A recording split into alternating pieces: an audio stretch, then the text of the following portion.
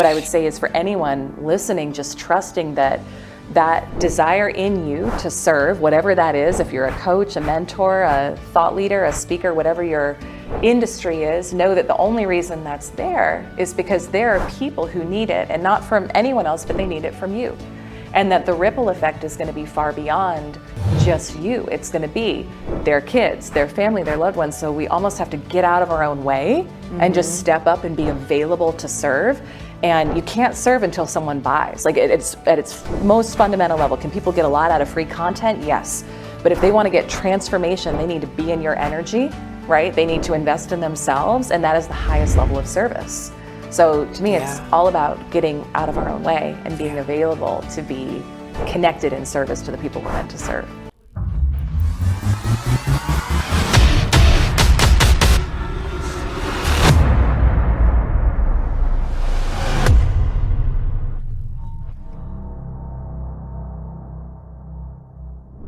Hey there, thank you so much for tuning in to the Amberly Lago Show. This show is I'm so excited to have this guest on. Elyse Archer is here, and if you've ever wanted to really expand your brand, really get strategic about your sales, I am excited for you to listen. So get your notepad and your pen. Elyse, thank you for being on the show. She's the founder of She Sells, and you have been like such a big influence in my life. I remember meeting you, gosh, was it 5 years ago? About 5 years ago. 5 years ago. Yeah. And you told me something that really changed everything for me as far as like branding. And so I've been excited to have you on the show to help other people like really expand their branding and help them with strategically selling, because we're all selling, whether it's coaching or ourselves for speaking events or a book or whatever. We're all, or getting people to listen to our podcast. So thank you for being here and welcome to the show. This is such an honor.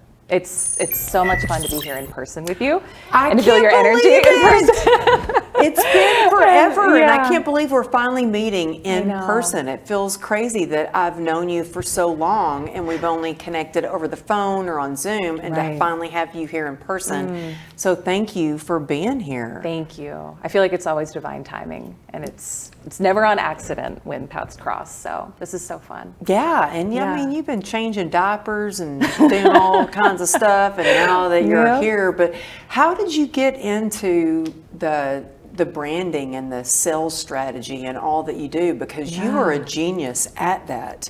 How did you get into that? Oh my gosh. Yeah, it's been a long journey. I actually went to school for journalism, and I thought I was going to do the news ed path, and this will date me. Oh yeah, but I thought I was going to go be a newspaper reporter.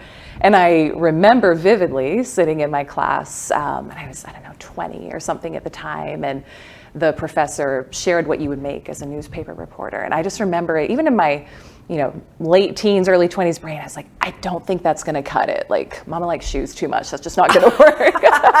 You're like, no, I need to make more than that. Yeah, exactly. So quickly pivoted and decided to go into corporate sales. I was like, what job sounds good, right? What sounds like I'll be successful, I'll be accomplished. I ended up going into corporate marketing, sales, rose to the top of the leaderboard in my mid 20s, was working with large national accounts doing marketing, and kind of looked on the outside like I had it all together. The nice house, the nice car, was in a marriage that looked good on the outside, right? All the things. But inside, what I wasn't telling anyone was how much I was struggling. Really? Panic attacks, eating disorder, crippling anxiety, so scared of losing everything, and also working so hard to try to keep the results and kind of put out this image that I had it all together, that I was successful, that I was accomplished. And so I remember vividly, this was before my 28th birthday, and 28 has always been a special number to me. I was born on the 28th. I see 28s everywhere. It's kind of just my number. And I just remember looking around at my life and saying, everything that I had built up around me was what I thought I was supposed to do to be happy and successful and fulfilled. Yet the outside was so different from how I was feeling on the inside. And I said, I'm not available to go into this 28th year of my life that I get, at least in this lifetime, living in this way and feeling so empty inside. And so I went on a big personal development journey. I left the corporate job. I had one client who had paid me $300. I was like, I'm going to go be a sales coach. I know I can help people with that. I'm good at that. One client had paid me $300 to review a presentation for him. And I was like, it's proof of concept. I can make money outside of corporate. So I'm out. Wow. I probably have a higher risk tolerance than a lot of people, but I was like, this is good. I'm out. I left the marriage. You did? Yeah. And I was petrified. I was petrified of the judgment that I thought I would get for, I hadn't been married very long, only 14 months. I was petrified of the judgment I thought I would get for leaving and for being divorced in my 20s. But I knew in my soul I needed to do it. And I think this was one of the first times in my life I started really honoring like my truth versus what I thought everyone around me thought I should do, you know, what I thought would make them happy. And I went. What gave you the courage to do that? It's a great question. And I can tie all of this into sales and branding for you too, because I know people are like, she asked about sales and branding. I can tie it all back in. You know, at the time, it was interesting. This was right around the time when I discovered personal development. And it was, I grew up in a household that was very intellectually driven. Like my parents are both Ivy League grads, smart, intelligent people. Academics were a big thing. But the inner work wasn't really ever something that was talked about. And I remember around this time in my life, there was so much noise in my head telling me that everything was wrong, that everything in my life was wrong, but I didn't want to listen. And I had these long commutes because I was in outside sales. And so I would drive an hour, hour and a half, 3 hours to go visit a client or an account.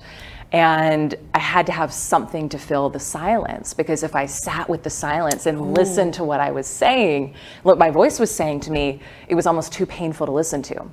So I actually stumbled across podcasting at that time. I had no idea it was a thing. How many years ago was this? When was this? Oh my gosh, 2013, 2014, something like that. So that's back when podcasts were not as popular as they are now. Exactly, like people were just hearing the word podcast. Like a lot of people didn't know what a podcast was. Yeah, exactly. It was it was way back in the day, and actually one of the first ones I found was Rory Vaden, who you and I mutual friend. Yep. And I remember listening to his, and then I started going into other personal development type shows, and I was like, wait, I have the power to transform my life from the inside out, and I can actually change all of this. And so I think listening to that and listening to other people talking about stories of courage, listening to themselves, I'd so cut off from my body and my instincts for so much of my life, my teens and 20s. I think many of us, especially women, can relate to that, whether it's sexual trauma, all sorts of things can happen where we cut off from our bodies and our knowing. But I just remember saying, I don't know what's on the other side of walking away from everything that I've built up in my life up until now, but it can't be worse, or I'm willing to see what's out there, what's on the other side, versus continuing to live this life that feels so untrue and inauthentic to me, who I really am at my core. So when I met you, were you working with Rory Vaden? Okay. Was that what it was? Yes. So long story there, but ended up working with Rory and AJ, his beautiful wife. So you guys, you have listened to the podcast, you've heard me interview AJ Vaden from Brand Builders, so they're friends of mine, and I talk to Rory all the time. But so that's how I first originally met you. That's how we connected. So we ended up working together. I worked with him for years, first in a sales coaching company and then as part of Brand Builders Group. But it was also talk about like divine timing and synchronicity, that listening to his show, and I don't even think he knows that, but listening to his show was some of what helped me start to get out of those life scenarios that I built up that weren't true to me. And then ultimately ended up working with them, and now, work for myself and do something else, but dear friends. And that's how you and I connected, which is so fun. And that's how, when I first met you, you were, oh my goodness, I remember talking with you, and you just made it so perfectly clear. You told me something. You said, and this is something I'll never forget. you said, imagine if you have a wall and you've got all these different ideas and you're taking the hammer and you're I don't know if this is exactly how you said this, but this is how I imagine or remember it. And you take that hammer and you're hitting all different parts of the wall. You have all these different ideas and you're hitting, or you have this one idea and you just keep knocking that idea and you bust a hole through the wall and you get to the other side. And the other side is where your clients are, the stages are, the podcast interviews, everything is on the other side of that wall. Yeah. I don't know if that's exactly how you said it, but that's how I imagine it. That's how I describe it. And it's like, that's how I started to build my brand. Was I just was talking about like how to turn pain to purpose, like complex regional pain syndrome, and how you get through that, how you learn to walk again, how you get through adversity. And I was talking about resilience a lot. How did you get into branding, and what is the best thing for somebody else who is like, well, I don't know what my brand is, I don't know how to brand. Right. Like, so first of all, how did you get into that branding and sales strategy? Sure. Or do you just feel like you're naturally gifted at explaining that and doing that? No, I thank you for asking the question. I do. So there's many things in life that I'm not good at. Like I always tell people, if you want to go lose a trivia game, take me as your buddy to trivia, because we will lose. Or if you want to go to a sports game and have a terrible time, take me with you. Like I'll be eating the food, I'll be having fun, but I'll have no idea what's going on. I do think sales and marketing are some of my natural gifts. So I think it's always helpful when you're looking at someone else who's doing something, like to acknowledge people have natural gifts, right? And I think part of how we build excellence in our space is getting really clear on what are our gifts and leaning into those, kind of like you were just talking about that concept of the wall, right? Which is we call it Sheehan's Wall. It's a brand builders group concept. So breaking through that wall requires being very focused and specific. But I remember this was when I was in sales, and I was in corporate sales. So before I had made a lot of even like big life transitions like we talked about before, I was selling digital marketing, branding, social media services to these companies to help brand them. And you were selling social media services? Oh, back in the when people were like, "What's Facebook?" What? Yeah, this was back in the day. But I remember it was interesting because I was doing outbound sales, and what they were telling us was like, it was cold calling, right? It was calling, just smile and dial, and that always smile and dial. That's a saying, huh? It's for anyone listening who, my salespeople out there or entrepreneurs who have been salespeople, we know it's like just make 100 dials, say the same thing. This is so much of what's taught in the sales world. And I remember at the time thinking, well, why am I teaching these companies how to create brand and attraction and inbound lead gen when everything I'm doing is like, I'm having to introduce myself every time, I'm annoying them, I'm a nuisance calling them. Why don't I take the same concepts that I'm applying to companies to teach them how to brand and start applying it to myself to build my own individual brand? And so I started doing that. And this was early days of social media and marketing and online branding, but I started hosting my own webinars. I started doing live streams, which were... I don't even know how I got on a call with you. Back in the day, I don't remember. I don't know how I got lucky enough to get on a call with you, but I did, and that's been years later, and I just loved what you shared. It didn't feel like a smile and dial kind of a call. It felt like you really gave me a lot of value. Yeah. Well, thank you for that. And that never felt aligned, which is part of why I decided to go into sales coaching, and I wanted to teach branding and sales from a place of generosity, from a place of abundance, because I think there's just so much conditioning in my life and that I saw around me of like sales and business has to be dog eat dog, and it's competitive, and that there's so much scarcity mindset. And I think that's a large part of what contributed to the eating disorder, the panic attacks, all of it. It was like I thought to be successful, I had to do things in a way that felt really misaligned and inauthentic to who I am at my core. And I think a lot of us can relate to that. But what I've found has been the opposite. It's been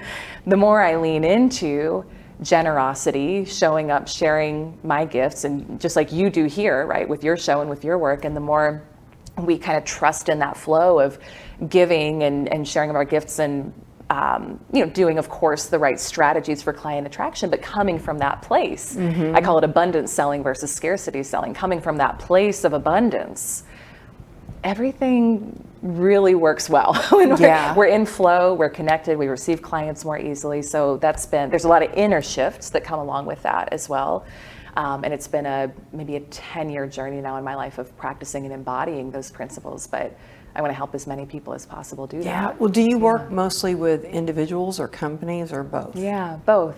I'd say 70-80% of our clients are individuals, entrepreneurs or sales professionals who want to, typically we work with women who want to go from anywhere from 6 to 7 figures in their brand or income. But I'm having fun with this, and we're working with a lot more companies too, going out and teaching what I call superhuman selling, which are we call it the 4 quadrants of quantum sales growth. And I've got a free gift that your listeners can use, and I'll share that later, that they can go through and learn those for themselves. But a lot of companies now, I think, we will definitely put that in the show notes. Yeah, but thank you. I want to say, when I first started, I had a lot of debt. In fact, we had $2.9 million worth of debt. We had a lien on our house. It was crazy. And I was like, what can I do I have this idea of writing a book, and I'm going to write this book, but I don't have the money for marketing or branding or to hire anybody. I just got to figure it out on my own. And I was like, what's free? Yeah. And I thought, I'm just going to use social media. Yes. And there are a lot of people out there, they're like, I've got this business idea and I want to, really expand my business and my brand. I'm not sure I have the funds or anything to hire a company. What is something you could offer somebody that they could do right now that is like, I really want to increase my influence and impact? What can they do that wouldn't cost them an arm and a leg? Yeah, absolutely. Oh my gosh, there's so I can approach that question 2 different ways, and you tell me what would be more valuable to your listeners. I can talk about from the inner game, how we start to really crystallize and get clear on what we want to have happen in our business and our life and how to draw that to us. Or I can talk strategically. What would be more valuable to your listeners? Both, like the inner game and then strategically what we can do. So according to neuroscience, only 3 to 5% of our results in business or life are based on the actual strategic actions that we take every day. The remaining 95 to 98% is based on our self-concept, our self-image, our subconscious programming. And this is actually another part of what I teach is I was stuck at a certain income threshold for over a decade. No matter how hard I worked, I couldn't break past a certain plateau. When I learned how to do the inner game, I was able to literally 10x and turn my annual income into my monthly income in 6 weeks. And it was like everything that I'd been working so hard for, doing all the right strategy, suddenly came together. But it wasn't so much what I was doing, it was I shifted my self-concept. So the first thing I would say is get your subconscious mind on board with what you want to have happen in your business. I think a lot of that is like surrounding yourself with people who also are passionate and they're go-getters and they're doing things. It's so much of who you're surrounding yourself with. Oh, it is. Absolutely. Yeah. You want to learn to think. You want to find mentors, coaches, mastermind to learn how to think the way people think who have the results that you want. Exactly. So to your question before of what can I do if I don't have a lot of money? Start looking at, well, who are the people who have the results that you want? Maybe someone who's watching this and they're like, I would love to have a show like Amberly's, or I'd love to speak like Amberly. Start digesting her content. Just so you know, you can have a show like this. You can totally do this. Like, I did not know what I was doing when I started. I still don't, okay? I still don't. I'm just figuring out as I go along. Yep. But that's the thing. You just do it. You just go. Yeah. You just like, this is what I want to do. Go for it. That's it. You had to, and to your point, you had to develop the self-concept of someone who could actually do this, right? Yeah. So there was probably a point in your career and brand where it was like, I can't imagine it. Like if you can't see it for yourself, right? I think you have to see, you have to have that vision. Right, exactly, sure. Exactly. But someone could start watching your content or anyone else's who resonates and start saying like, how does Amberly hold herself? And what must she think? To be able to have a show like this, what must she think about herself? No pressure. Up a little taller.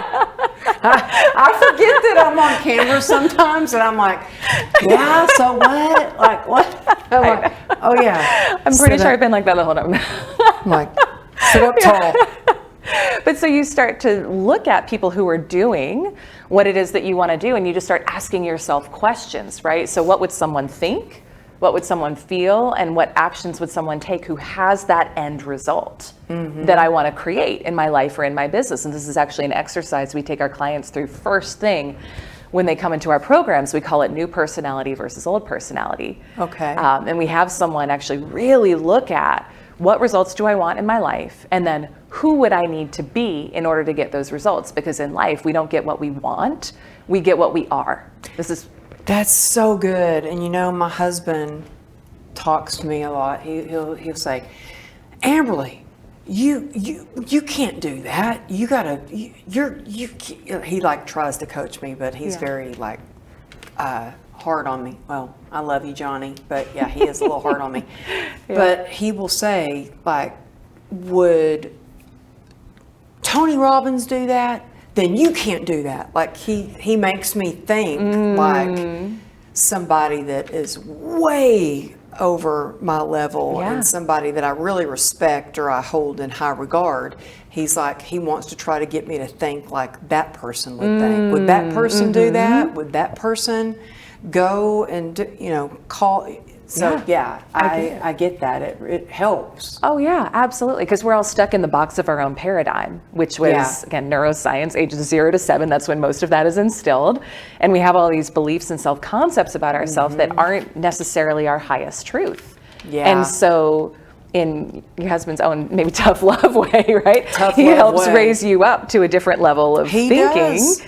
And I think that's part of where real growth can happen. And that's the power of coaching and mentorship, is having someone mirror back to you. Do you realize what you just said about yourself? Do you would someone, and this is something we talk about, thinking from the end or decision making from the end result being accomplished, would you make that choice?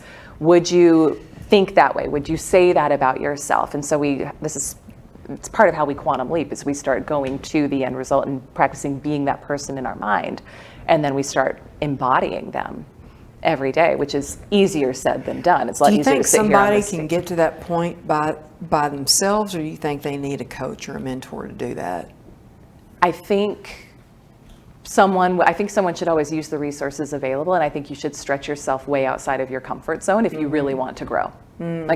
So part of what I didn't share about this, in 6 weeks being able to 10x my income when I'd been stuck for over a decade, was I had just gone and invested $50,000 I didn't have in mentorship. I didn't have it. And I did that. And it was exactly that much. It was $50,000. Okay, there you go. And it still kind of makes me uncomfortable when I look at my bank account and see that money gone. Yeah, well. But, you learn something from everything you do. You do. And I think, at least for me, it was almost like a pressure cooker where it was like, I have to figure out a way to make this money back and then some. I was forced to come face to face with every limiting belief I'd ever had about who I was, what I was capable of. And so I did a lot of deep inner work in that period of really transcending a lot of old stories about myself and quantum leaping. But so the bottom line is, I think absolutely we need to have coaching and mentorship. And I think when you're looking for coaches and mentors, if it's an easy investment for you, you're probably not going to grow. So that's one thing. I've invested money where it's like I didn't really have to think about it much, and I didn't miss it when it was gone, and I didn't ever use the program. Yeah. Right? So I think use something where you're going to be invested a level when you've got some skin in the game. Oh, that's it. Yeah. You're like, okay, I better make this work. Yeah, exactly. Yeah. But look for a coach or mentor where you want to model. Again, you want to learn how they think. Don't hire them to teach you some magical strategy, because any strategy can work, right? You look at the sales and business world, there's one person doing a funnel and crushing it, another person trying to do the same funnel and they're having terrible results. It's all your belief system about it and what's in alignment, right? But hire a mentor to learn how they think and who also embodies the type of life that you want to live as well. Because there's a lot of people who are very successful in business, but have no home life. They have a terrible family, right? That's so important that you just said that, like to find a mentor or a coach, or to go, what do they have? What is their home life like? What are their beliefs? What is their success in their business? Like the whole package of how they are and what you can learn from them is crucial. Yeah. Oh yeah. Absolutely. Oh, yeah, Absolutely. totally. So give us some strategy now on somebody who can really start to do some strategy on like sales and marketing and branding and like. Yeah, absolutely. Give us the goods, girl. I know how much time we got, right? So I would say one thing to what you talked about before, Amberly, about getting through that wall, right? And letting your kind of being heard above all the noise, because one of the biggest problems. Yeah, because there's a lot of people, and I've got much. clients that they're like, well, I want to talk about relationships and real estate and this and that. And I'm like, no, you got to like focus in, hone in on one thing and be known for one thing. Absolutely. So yeah, I try to explain that, and I actually give this example of what you gave me when I first met you, and it helps people visualize, oh, okay, this is what I need to do. Yeah, and we can almost become bored of our own message, right? Or we think, oh, this isn't going to be interesting. I talked about this a week ago. I need to mix it up. And we also look at major thought leaders, like you mentioned Tony Robbins before, right? So maybe somebody admires Tony Robbins, Lewis Howes, whoever they look at, say, oh, they're talking about everything, right? Yeah, well, they're like Lewis Howes is talking about everything. Mel Robbins is talking about everything. Right. But they started out with one thing. Very like Lewis narrow. Howes started out with LinkedIn. Yes. He was LinkedIn. Yeah. Same thing. Everybody starts out with one thing, and you get well known about that. That's then it. You can start talking about other things. Exactly. So I think that's one of the first things is just get clear on what is my one thing going to be that I'm going to get known for, and then you become the ambassador for that message. And the way that I think about it, because one of the places where I see people get hung up, and especially entrepreneurs who are launching their own business, is they make it so personal, right? And we can make it mean so much about us. If somebody doesn't like me, they don't like my message, they don't like my business, and we almost end up like speaking for the critics or writing for the critics, where we're like, let me just try to position this message in a way where I know I'm going to get likes, where I know I'm not going to offend anyone, where I know that where I know I'm going to get a lot of good comments. And it's like, you're never going to really rise above the noise if you're so focused on what is everyone going to think about what I'm saying. I remember the first time I got haters, and I was like, oh my God, I was crying. Yeah. To be honest with you, I was crying. Yes. I was on the doctor's TV, and I was in a support group for complex regional pain syndrome, and they edited the interview to where they didn't, it was like a 10-minute interview. They edited it to a few minutes, and they didn't share how I had gone through a spinal stimulator and spinal blocks and ketamine infusions and all the treatments that I had tried. And they just said that girl cures pain with her mindset. And oh my goodness, the haters came out of the woodwork. And my husband was like, well, congratulations. Yeah. You finally got some haters. You got some good. You got some haters, and you're getting your message out there. But it was like, I was kind of guilty of like, I just want to help people, and I didn't want to make anybody upset, and I definitely didn't want haters. But it's an opportunity for you to believe in your message, or to go, okay, no, this is BS. Yeah. And it was like, for me, it was like, no, I believe in my message, and I'm going to keep going forward with my message. And so it was a big turning point for me. It's painful, and it's necessary, right? I think for anyone who's going to have a real platform, and I would imagine if someone's listening to this, they don't have small aspirations for themselves, right? They see... Oh, the listeners have big aspirations. Right. Everybody that listens to this show. Yeah. So we have to be willing. It's almost like a rite of passage a lot of times, right? To kind of withstand that and to have the haters and to go through that. And I certainly struggled with this for quite some time when I was launching my brand, and a lot of fear and worry about what are people going to think and say, blah, blah, blah. And I've had my own experiences with haters in my own way. But where I've come to is I see myself as a channel for this message, and almost like an ambassador for this message. And it's almost not personal. I know that sounds maybe strange, but it's like the experiences that we have, the experience you had, right, with the accident and the pain was preparing you to be a channel to come teach this and to be able to speak from experience in a really powerful way, and to have your story resonate with people.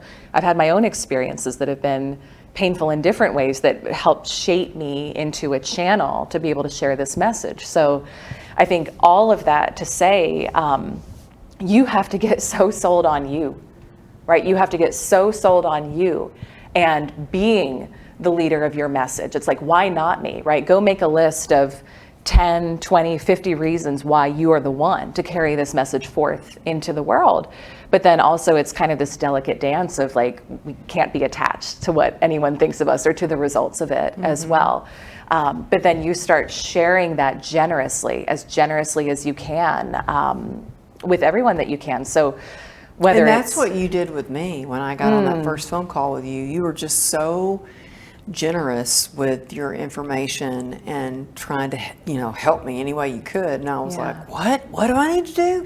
But yeah, that's how like we became friends. Right. Well, and I think, and I saw this in you, and I think this is a key piece of it too. Like just this relentless persistence of like, no, this is happening, and that it factor where you just have it. Like, I don't know any other way to say it. You have it. And I can feel that in someone when I'm speaking to them. And I was like, we were talking about this, I think before the show too, like what you had done, just kind of figuring it out on your own was amazing.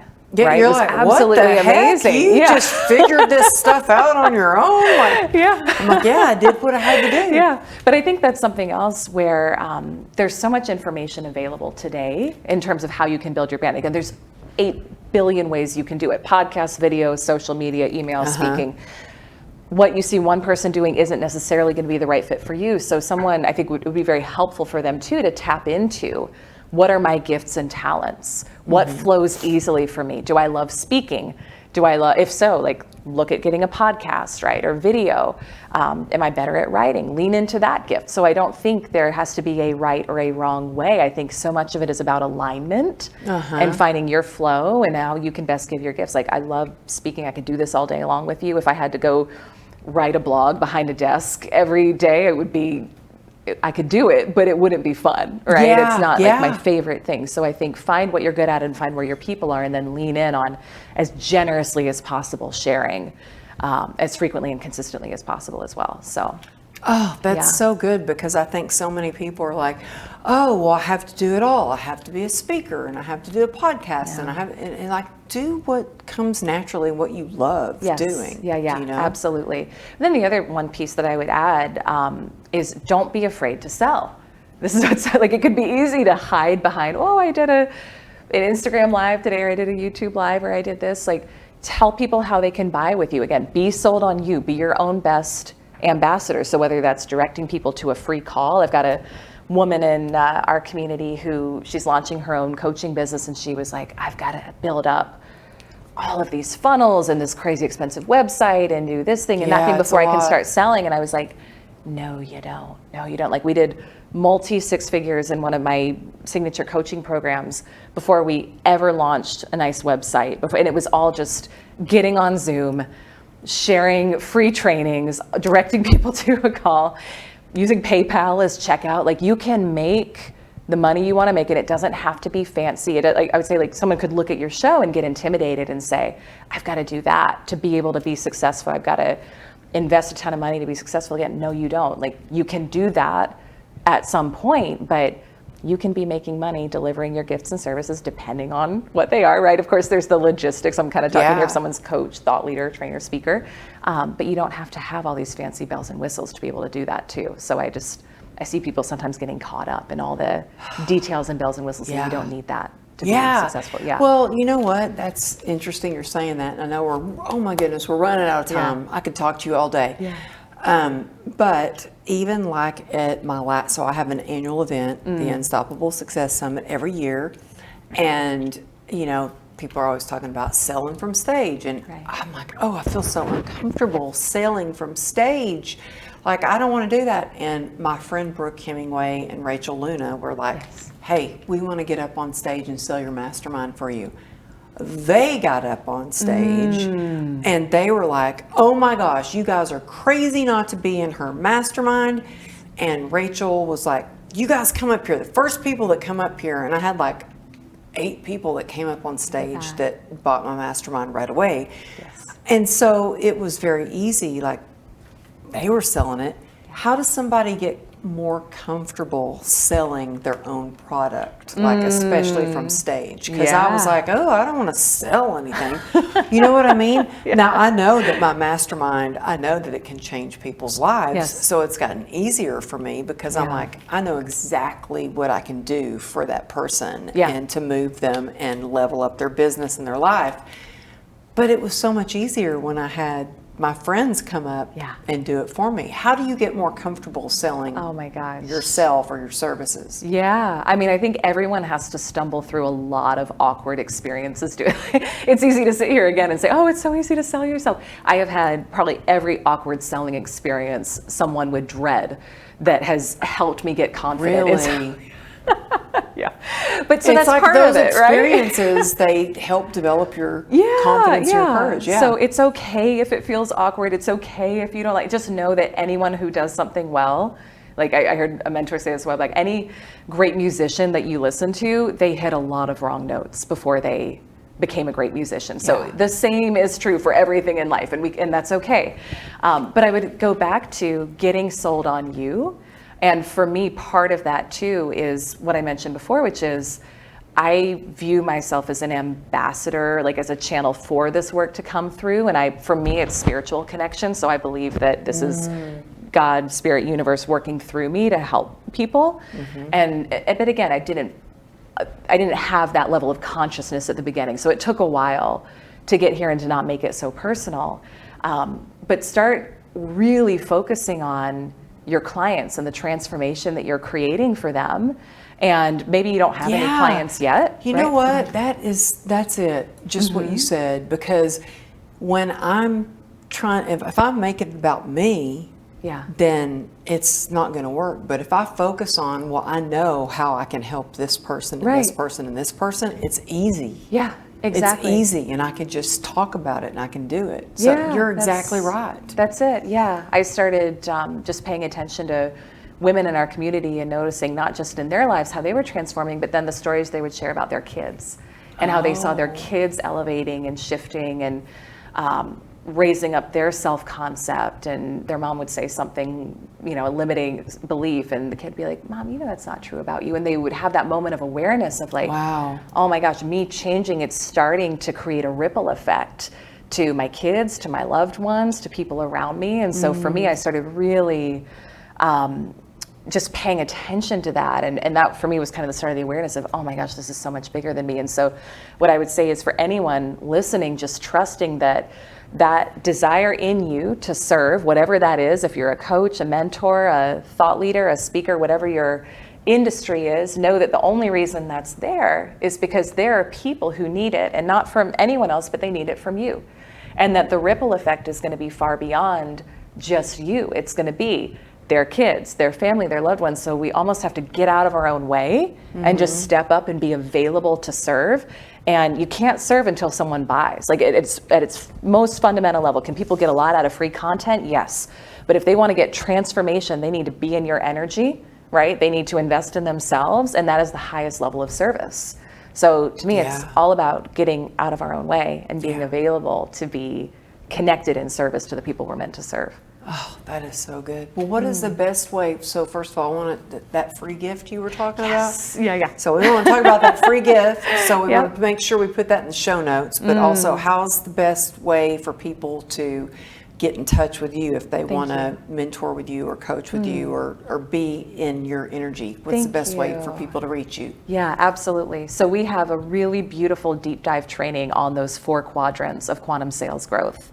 And I reverse engineered the process. How in the world did I go from stuck at the same level of sales for so long to being able to 10x in 6 weeks? And it's this process we now teach called the 4 quadrants of quantum sales growth. So there's a very deep dive training you can take, and we've got it at elysearcher.com slash your name, Amberly Lago. So people can go. Did you hear that? There. Say that again.